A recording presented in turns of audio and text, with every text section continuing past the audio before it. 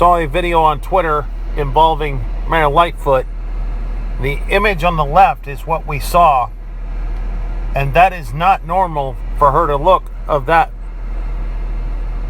image. We're used to seeing more of the image on the right, which draws theories as to what really happened to Mayor Lightfoot in Chicago. Federal troops are now in Chicago controlling the situation, and now you see the image on the left.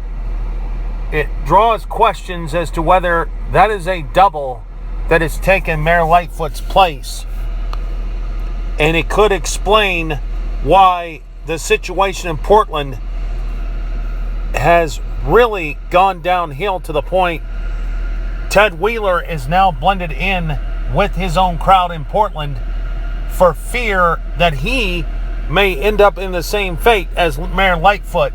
Other mayors who have defied Trump are now fearful for their lives potentially because they're afraid they'll be replaced by a double. Well, in turn, it makes you wonder what kind of major crimes were committed as to why these 6 mayors who defied Trump are now wanting to commit these atrocities and create these chaotic situations to where they can't get the mayors.